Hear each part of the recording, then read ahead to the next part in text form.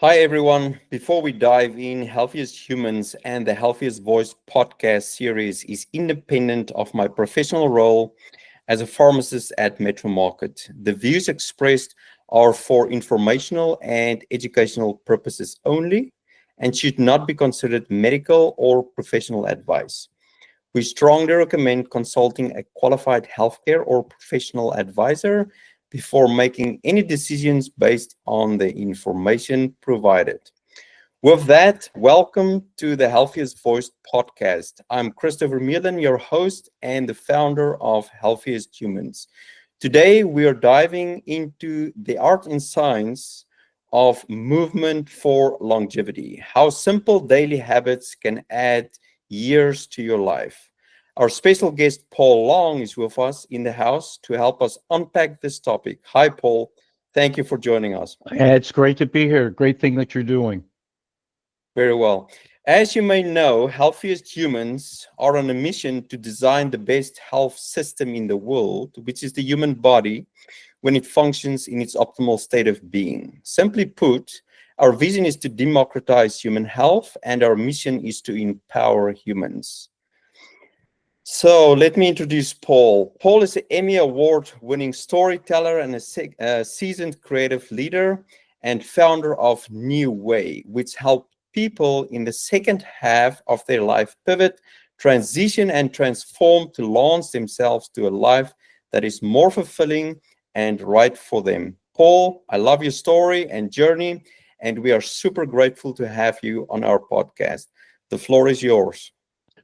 Well, I appreciate you allowing me to share it. And yeah, the quick backstory for me is that part of that storytelling was as a news reporter, and I was third generation. I grew up in the news. My father was in the Kennedy motorcade as a reporter, and one of the big things that I wanted to do when I was a reporter and why I wanted it was because I was raised to say, it's so important to share with people information that they need to know that can affect their vote, their daily lives, their citizenship, their safety, and their health. And so to jump way ahead, about 15 years ago, I was a content creator, producing, writing, directing all kinds of videos and business theater and live events for corporations, mostly in the automotive industry around the world. And I decided that wasn't right for me anymore. And I was getting older, and I was wondering, now what? What do I do?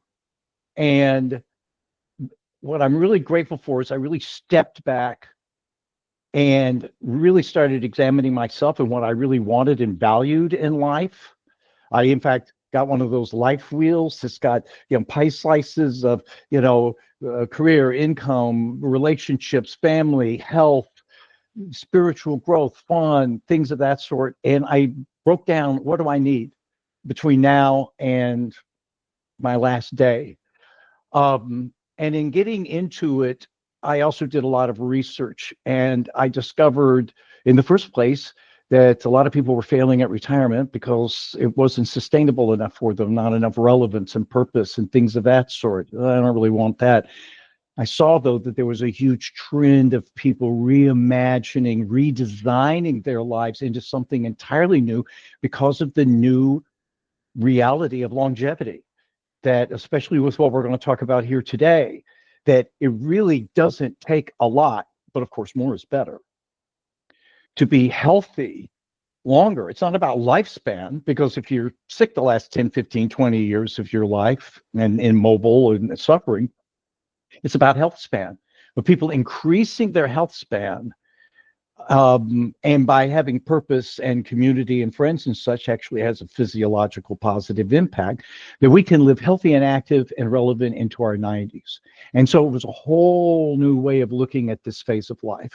It's really kind of my turn, that maybe after all of these years, it's kind of my turn to now really determine, because I know more about myself, life, and the world, to design the life that I wanted for me. But number one is health.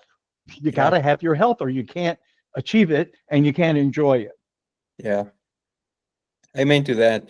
I think in the time and age that we live in, well said there, Paul, by the way. I think the time and age that we live in, we kind of hijack movement, just normal, what they call neat, right? Neat movement by exercise, where some people start maybe young, and they've been put into a position where they start to dislike exercise, and even the association with the word exercise. And therefore I picked the word movement for longevity, specifically with that language, because if you look at the people in the blue zones and in other parts of the world where longevity is a real thing, and where you have centenarians, these people not necessarily exercise in the context like we do, right? So with that, let me transition right into our first question for you. Why do you think is daily movement such a powerful tool for longevity, or more specifically health span, instead of lifespan, right?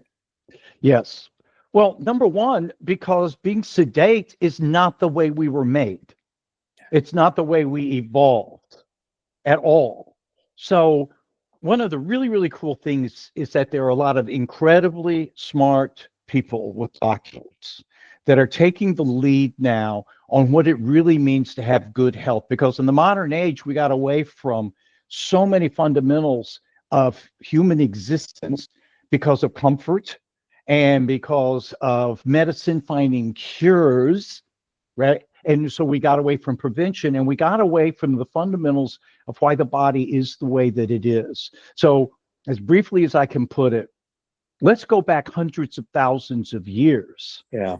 I mean, what is the point of every living organism on Earth? It's to survive and procreate.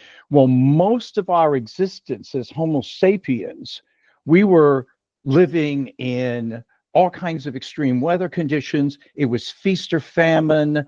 It was a lot of running and working and lifting and toting. And what are those things? Fasting, big thing right now. Intermittent fasting, feast or famine, Amen. resistance training, aerobic training, hot and cold therapy, saunas and cold plunges and things like that. And the food that our DNA, that the way our bodies worked, organize themselves for, because all of those are stressors. And when the body actually goes through the stress of resistance training and movement and a little bit of fasting, like intermittent fasting, like maybe you eat at 6 and don't eat till lunch, that signals to the body, "Ooh, we got a problem here. We need to build up our health." But when we graze and when we sit on our rear ends all of the time, then the body's like everything's fine, and it does not optimize itself. So by stressing your body in a healthy, safe way in all of these different regards, by eating the foods that we spent hundreds of thousands of years eating rather than the food that we've been eating for the last 50 or 60 years, Yeah. and then the body's kind of going, "What are you doing to me?" Yeah. And movement is a really big thing. I'll cap it off with the fact that what I'm constantly hearing from these thought leaders in the medical communities across the world, and with quantifiable research, legitimate research backing it up, is that lack of movement, being sedate, is the new smoking. And Amen. in fact, some people are saying it's even worse than smoking. Yeah. And so I say that, and if you also, last but not least, if you look at most in the United States, at least, most of the causes of mortality, especially in your olderhood, they're almost all preventable or self-inflicted. So I sometimes say it's almost like suicide by comfort. We're being so comfortable in our homes and not moving and going places. You mentioned the blue zones. You know how they get exercise? They get exercise because their lives require it. They walk to not just the market, but usually several markets. They're doing gardening. They're helping take care of families and things of that sort. They're eating good food. They've got community. They've got all the ingredients for an extended health span. Mm. Amen. Yeah, I can come into that with, if you actually think about how we are not only not moving, but when we're sitting at a desk, we're also isolated. So we Yes. Yeah. it's a death sentence. It's a double death sentence because you're sit and you're also isolated. And obviously, we're not built for that, right? We're humans that need to have community. We need to get the oxytocin up. So yeah, that's awesome. I just love what you stated there. Moving into our second question for you. What do you think are the most underrated or overlooked movements that people can as easily then incorporate into their daily routine? You know, it's really movement in any way, shape, or form that you can find it. I mean, certainly you've heard about 10,000 steps a day. Yeah. Well, no, you know what? It can be 6,000, at least 6,000 steps a day. And on most of your phones, if you keep it with you, I mean, one came on this iPhone, it was already on there. That is a tracker. So, I mean, that's some movement. I mean, doing house chores vigorously and everything like that. This is good stuff. This is good baseline stuff. Um, Something that's becoming very popular, and there's already been some research on it, are exercise snacks. Oh, So in other words, okay, so you're in my office.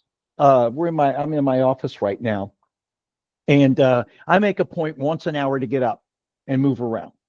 I mean, that just helps take a break from the work. It helps your brain, your concentration, and things of that sort.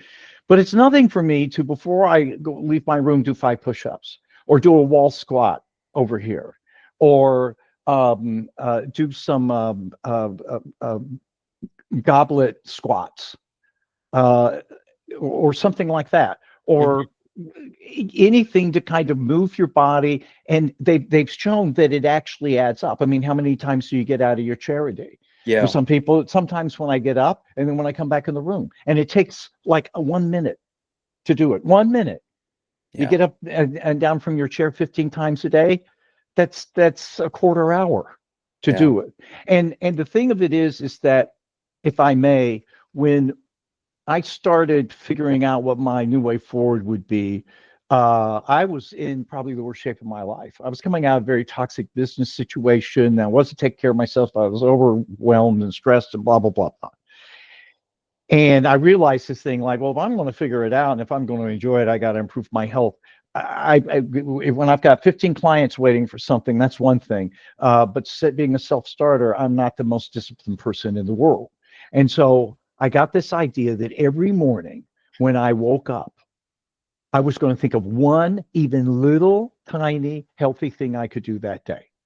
So I call it 10,000 baby steps that Yeah. I took. So every day I did one more thing. I said, okay, I didn't call it back then, but I'll do an exercise snack. I'm going to go for a brisk walk. By the way, a great walk is where you're walking at a pace where if you were talking with somebody, it's a little hard to talk, a Yeah. little hard to talk. Yeah. That's a really good rate. And then, it's like, I'm not going to have meat, or I'm only going to have half of the meat that I knew you would, and load up more on vegetables, on and on. I mean, once you get going, you start thinking of all kinds of things Yeah. that you can do.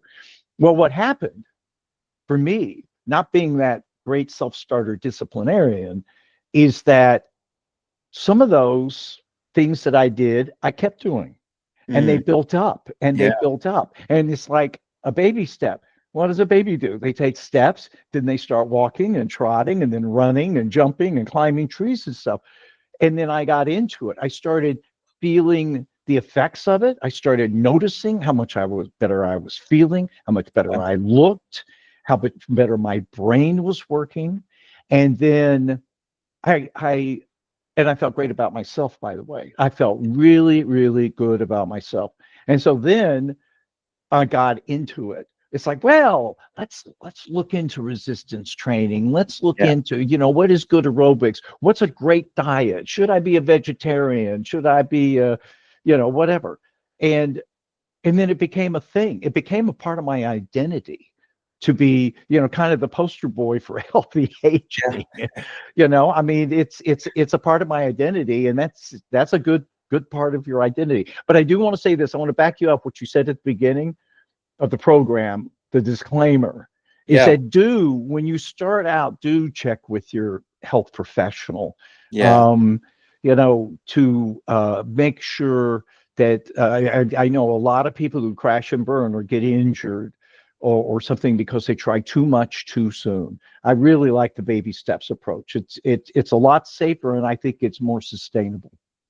I really like that, and one thing when I have this conversation with people is I try to stress the importance of that baby step, not only for making it so easy to overcome in the beginning, but Hmm. also not to get injured.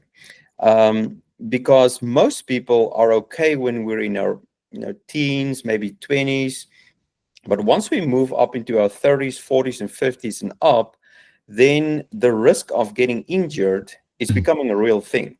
So, tying into what you're saying, it's not only the small steps, but it also gives you that opportunity to kind of start building back up the muscle, building back up the strength that you've probably lost maybe over a decade or two of not exercising, and kind of start working not only that into, but also the habit of that one thing or two things, and then eventually three or four that you want to incorporate in your daily life.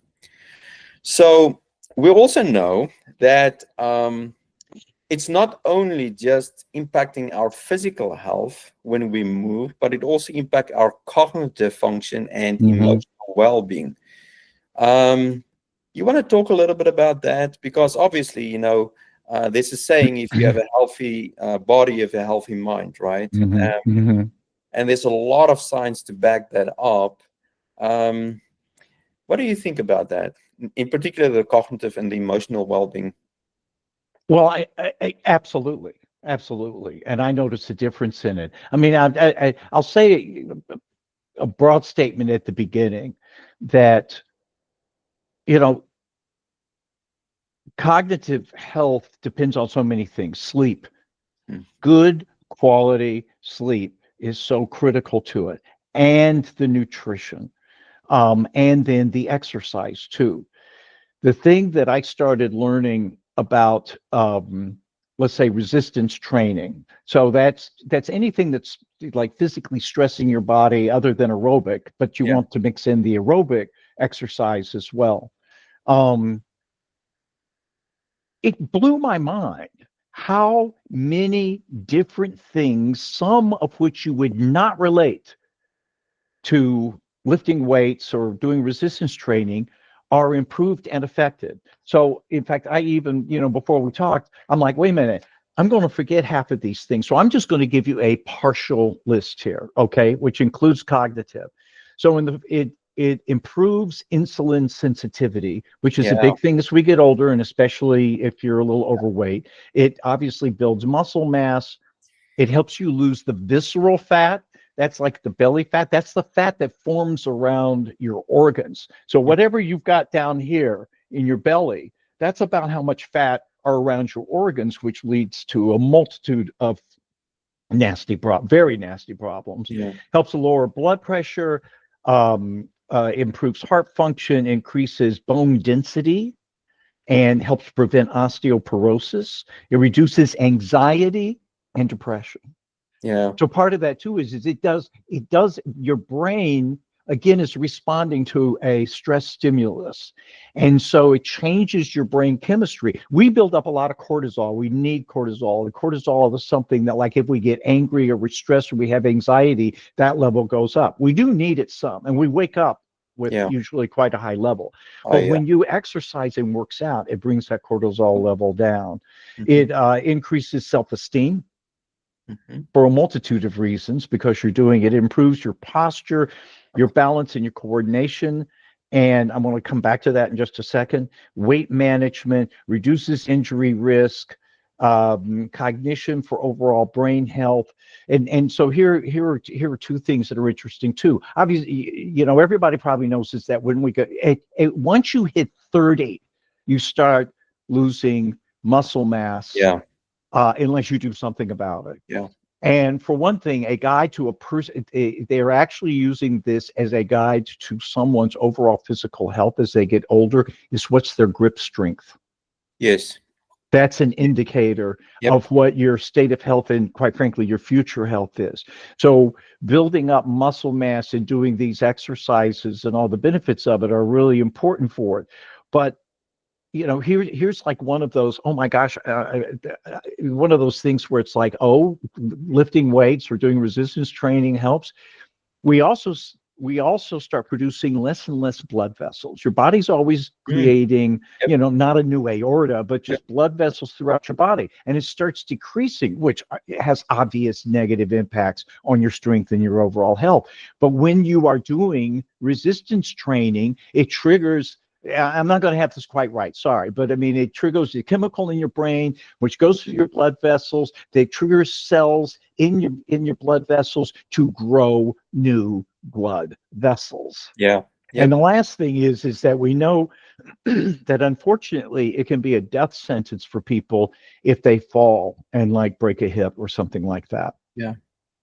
And so besides the fact that having good muscle tone, having good strength not only helps prevent a fall, but as a couple of specialists have said to me, sometimes they've seen videos or whatever of an older person falling, and they say they fell like a tree. Yeah. They just fell. Yeah. And when your muscle strength and what I'm going to share with you is improved, it can help you mitigate or prevent that fall. Because when I was 20 years old, I tripped and fell on stuff.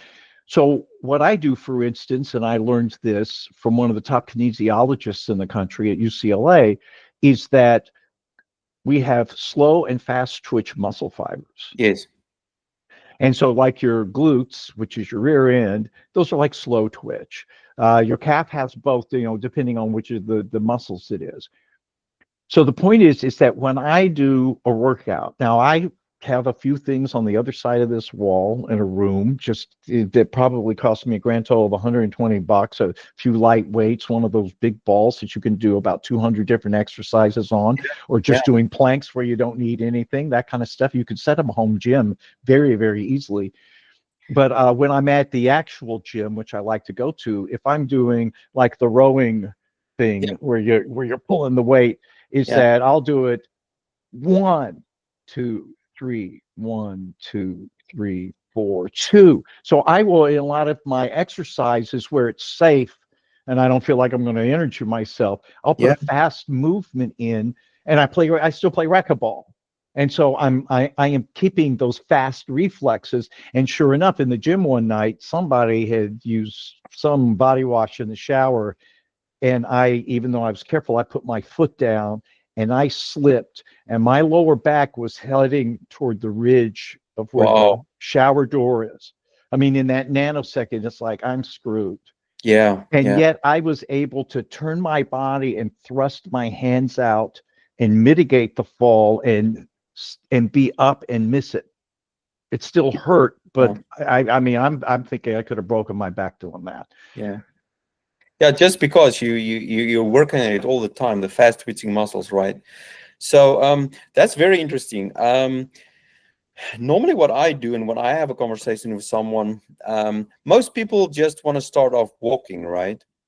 And here's what I tell them to actually start incorporating or consider to actually do when they just go for say a 30-minute walk, is to do three things. The first thing is to do walking lunges, Mhm. okay, to strengthen the legs. Just a simple 30-second walking lunge as you go through your 30-minute walk. The second thing is to do skips. Like we did when Mhm. we were in middle school Mhm. or before school, right? Because I believe there's a relationship between doing skips and happiness. It brings joy for some reason. And then the third thing is simple jump training. Where you jump like a little frog. And the reason why I recommend people to do that, obviously, they need to, know what they're doing in terms of, talking to a healthcare professional. But when they do the jump training, you actually stress the bone to the point of the osteoporosis, where you actually want to help and strengthen the bone long term.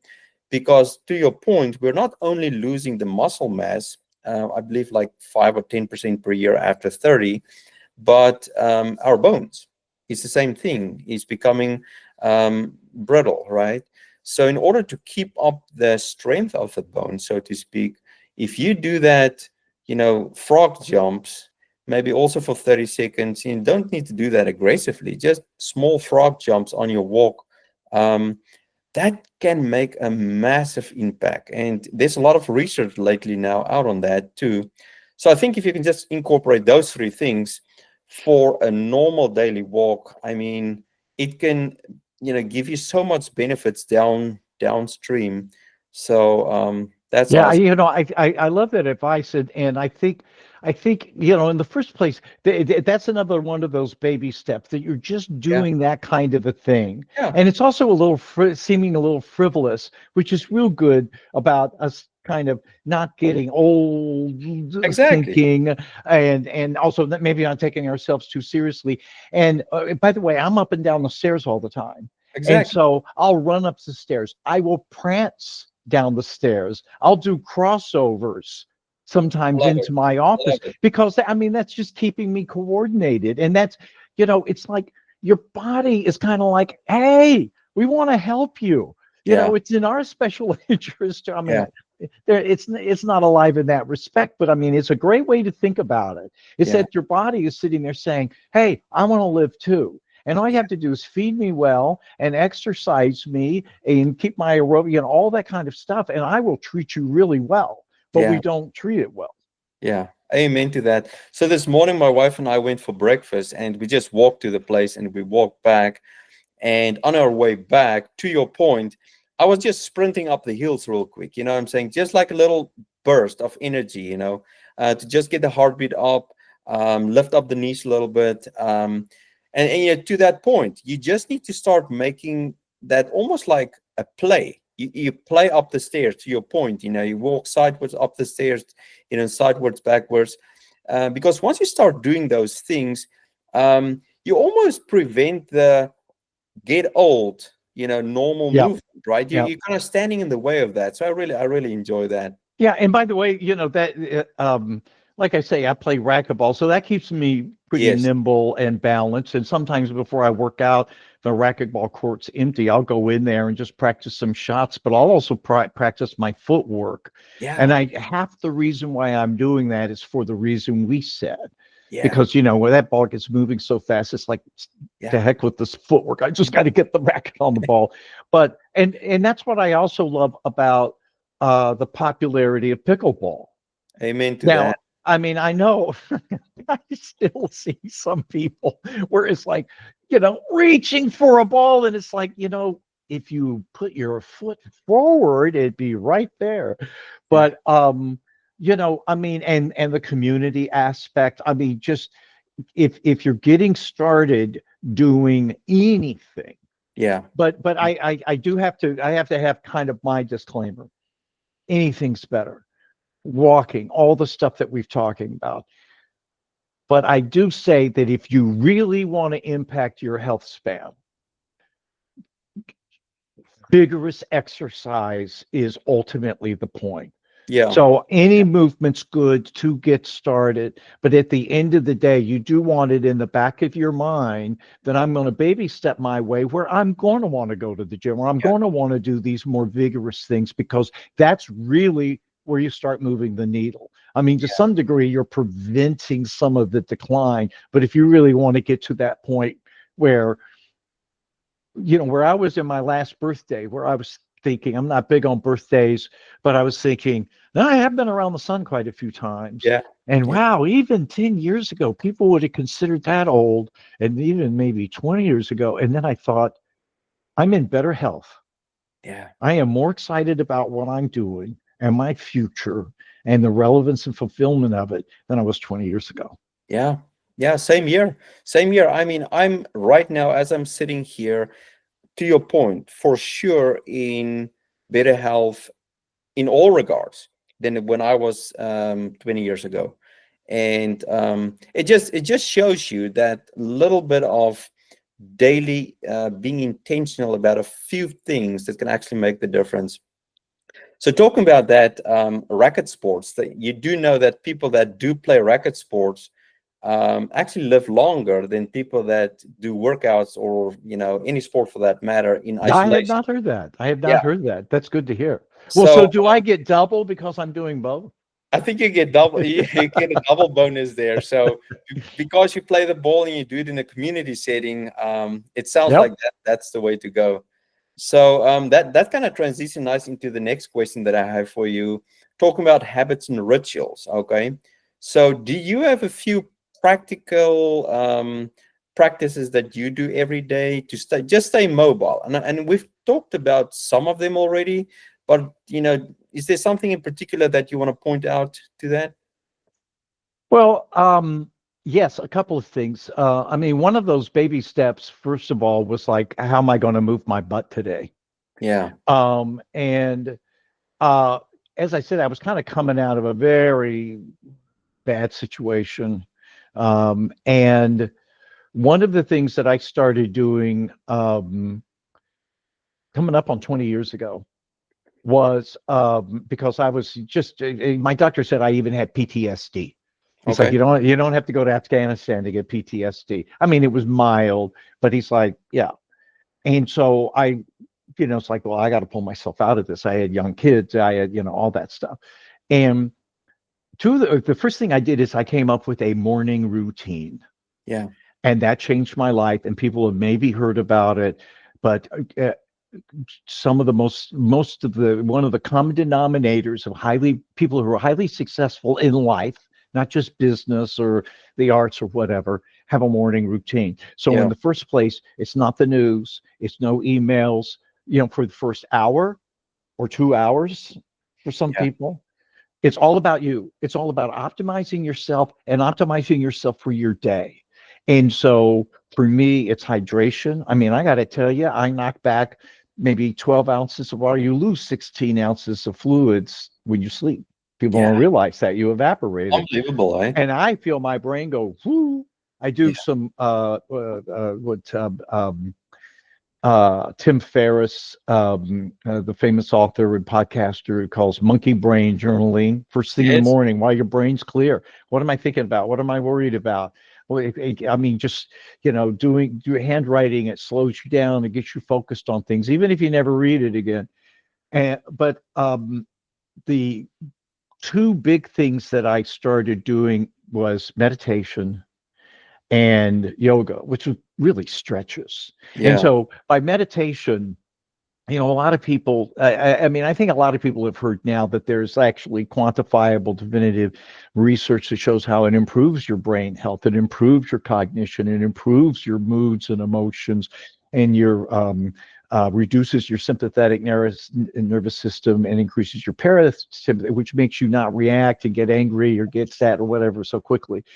But and but no one completely clears their brain, but I do different meditations. So I've got a couple of meditations, and I even kind of got some nature sounds or a airy fairy new wave song that is almost like a trigger for me, Yeah. and ways of just like not moving but like feeling my index finger, feeling my Mhm. ring finger, where all you're doing is your brain's not thinking about anything, it's focusing on that, and that Yeah. clears your brain out. But then also guided meditations Mm. that people put out there, where if you're trying to lose weight, if you're trying to overcome anxiety, or if it's a power of intention or something like that, you go on YouTube and there are hundreds of thousands of meditations that you can choose from. So that's an overall healthy thing. But the second really big thing was that I somebody gave me their DVD. That shows you how long ago it was, of Rodney Yee, Yee,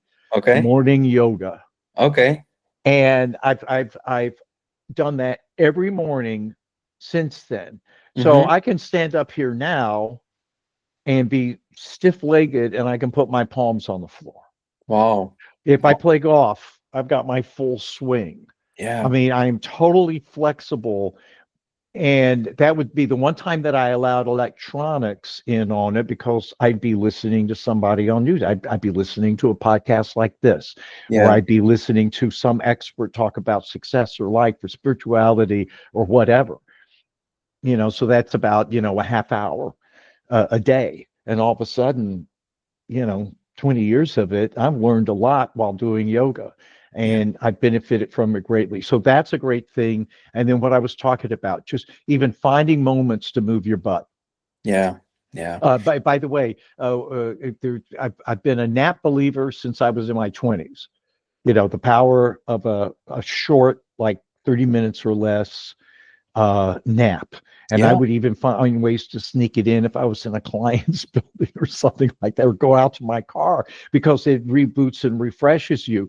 But Yeah. then what I love doing is a short, brisk walk after that. And I tell you, I'm my best of the day, Yeah. as opposed to, doing the Yeah. decline.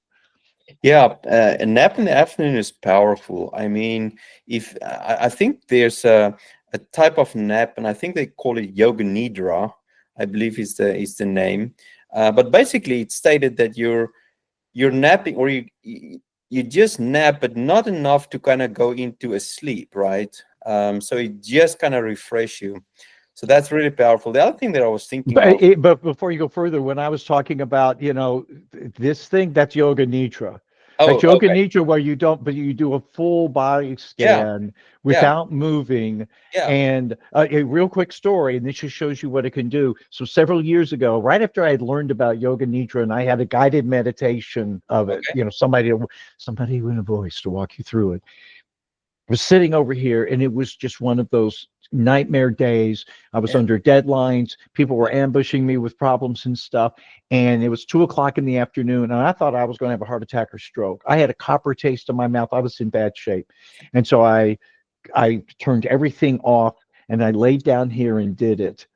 And it took like 20 minutes. And when I finished, yeah. if anybody has taken Valium, Mm-hmm. which is a drug to calm you down, Mm-hmm. I actually had a Valium high. I mean, I don't mean like I was calm like Valium. I had a buzz Wow. from doing that. Yeah. Yeah. And remember, a lot of drugs triggers your body to do something. Mm-hmm. Mm-hmm. So that triggered my body to chill the heck out, and it worked. Yeah, that's awesome. So what I do is when I'm in a super stressful situation at work, um, I will just do deep breathing. Literally just take 5 or 10, intentional deep breaths, and it just kind of calm the water for me. It So does. the point is there are so many tools at our disposal that's free that we just simply need to kind of do and kind of be aware of and mindful of when the time comes to pull that out of your quiver and kind of actually deploy that. Yeah, So, I'll give you a really quick breathing one that's like been proven. So I talked about the sympathetic and yeah, parasympathetic nervous system, yeah, and you want your sympathetic nervous system down. That's where you get upset or sad or whatever. yeah, And this really works, and it also is a great stress reliever. And it's a 4-7-8 doing breathing. So yeah. it's inhaling for 4, Hmm. noisily, holding for 7 seconds, and then letting it go with noise for 8, Yeah, all the way out. yeah, And you do that 4 times. And by the way, you do that in the morning, you do that at night. yeah, And studies have shown that within a month, all of that angst and tension and stuff like that in general yeah. is reduced in people. That's awesome. That's so awesome. I want to say one more thing about the movement, and the fact that you stretch in the morning and so forth. Mhm. Isn't it such a wonderful gift to just be mobile, right? I mean, when we're younger, we just take it so for granted, and then as we're starting to get older, it's such a wonderful gift to kind of hang on to. It's such a small percentage of the world population that over, say, 40 or 50 ever go out and just do a dash. Like we used to do 100 or a 50-meter dash on the soccer field, right? Or Uh, race you to the corner. Yeah. exactly. Race you to the corner, right? So just the opportunity to maintain mobility is such a wonderful gift, and I want to do that personally for myself. Matter of fact, that's what I'm working on every day. And it obviously, to your point of longevity and health span, that's really what you're working on too. So what would you say, kind of wrapping up the last question here, what would you tell someone who has been sedentary for some years, let's say decades maybe? Where should they start? What's the first thing that they should think of, and how should we get them going? Well, in the first place, I think with almost everything, and especially when you're starting out, I'll say two things. In the first place, I want to say, it's hard getting in shape, Yeah. but it's harder being out of shape. You're Amen. going to suffer more. You're going to have health problems. You're going to have to be dealing with doctors and hospitals. You're going to miss out on stuff. You're not going to be able to do stuff. So if they're both hard, choose the hard that has a return on investment on it. And that's going to make you feel better and feel better about yourself. Yeah. So the second thing with everything, we always think about the what and the how, but at the center, what's first is why. So Yeah. why do you actually identifying, sometimes you got to ask this why question several times. And then Yeah. sometimes too, you get multiple answers. Why do you want to be healthy? You need to actually connect with and identify, why am I doing this? Not just because I'm supposed to, pardon me, or my husband or wife or partner or kids want me to do it. Why do you want to be healthy? Yeah. I want to die young at an old age. I want to Yeah. be there for my kids. I hope to have grandkids. I'm doing this thing. I'm going to die someday, so I want to enjoy the party and have it last as long as possible. Those kinds of whys. I feel good and I feel good about myself. Yeah. I mean, I had knee surgery because, being athletic and stuff and playing soccer. I was a soccer player. Yeah. It finally wore out on me, and it was a partial. And I came in shape and I got kicked out of PT because I was ahead of where they wanted to get me. That's But exactly where you want to be, right? Mm-hmm. yeah, but just that period of time leading up to it, where it really got so painful I could barely walk, and that period afterwards, I hated it. And I couldn't help but keep thinking, what would it be like if it were like this for the rest of my life? Yeah. And so, think about your why, and then you can just start doing little stuff. Yeah. Talk to your healthcare professional. Hopefully, I'm big on lifestyle doctors, which are full-blown Oh, yeah. Yeah. physicians, but they Yep. are also certified in lifestyle medicine, looking for, you know, things that you can do other than, no offense, pharmaceuticals, but thank God Yeah. for the drugs that we have, or treatments, and talk to them, and just get going. Don't join a gym unless you got to. I mean, just actually start getting and doing the simple things on your own. You can Google what are simple resistance training and aerobic things I can do at home. There are tens of thousands of Yeah. things that you can do, and just don't push yourself, but just do it. If you put in the effort and a little bit of time on it, Yeah. don't be sitting there going, well, I'm not getting much out of this. Yes, you are. You're doing it. And Yeah. it's like, now I want to do more. Now I want to do more. Now I want to do more. Yeah. Yeah. I really enjoy that. We know that Simon Sinek actually wrote that book, Start with Why, right? Exactly. The To golden that point. circle. And And I I actually, should have given him credit. Sorry. yeah, But no, yeah, no, no, no, it's all good. But, as I wrote my book, Gravity, A Voice for Human Health, and what weighs you down and what you can do about it, I actually came up with my own hypothesis on that why portion. I actually believe we ought to start with when and not with why. And hear me out. The reason why I say that is we kind of know already deep down the why, right? I mean, if we are 100 pounds overweight, or to your point of your knee, it's just going to get worse if you don't do something about it. You got to get that fixed, right? So it's not a hmm question of why so much, but actually a question of when. So once you have that date, that okay, this is my, what I call your DOB, your date of betterment, right? All of a sudden, the why, the where, the what, and the how starts to fall in place, right? But you need to actually put a stake in the ground with when.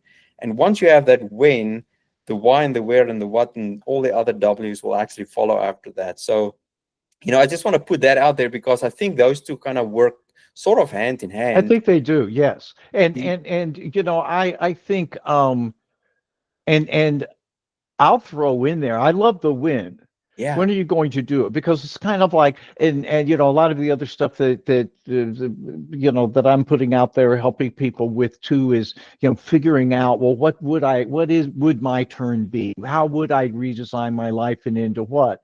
yeah, And so when it comes to the win, it's like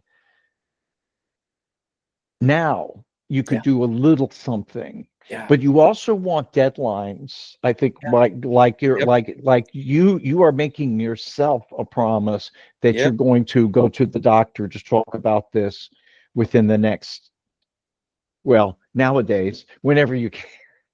you know and stuff. And then I'll expand. Since you brought up the why thing, I'll expand on this too. I am a believer in the power of intention. Yes, amen to that. Now, I originally thought that it was kind of a metaphysical, spiritual God thing, but it's a neurological thing too, Yeah, because the brain is like a computer, and when you start envisioning not only what you want, but you envision it as if it is. What does it look like? And the most important thing, emotionally, what does it feel like? It's like fantasizing. It's like daydreaming. If I was, instead of 270 pounds, if I was 200 pounds and I was fit and I was mobile and everything, oh, I'd be doing this and I get to do that, and you get emotional about it. Here's what happens: all of all of your brain, it's neuroplasticity. It's like your hard drive, yeah, and these become that imagination actually becomes very, very prominent. And then your prefrontal cortex, which is like the Intel processor in a computer, yep, goes, oh, this is a priority. yeah, And then your reticular activating system in that prefrontal cortex is like the operating system of a computer. I mean, quite literally, this is how it stacks yeah, up. yeah, And it doesn't know the difference between whether that's really happened or not. But the point of it is it becomes prominent in your mind. And so it becomes front of attention for you. You start noticing things, you start thinking of things. It becomes front of mind. yeah, That's where the expression comes from. And that's how, like if you want to buy a yellow Mustang, all of a sudden you start seeing yellow Mustangs, or you yep, get these ideas when you're trying to figure something out yeah, that didn't even have anything to do with what it was. yeah, That's how your brain works. yeah, And so with this, in focusing on that why, well, I want to feel like this, and I want to be able to, hike up a 10,000-foot mountain, or I really want to be able to play tennis again, or whatever. And you start imagining it and believing in it, then your brain's like, okay, we're going yeah, to do that. yeah, yeah. Yeah, I really enjoy that. Yeah, that's so true.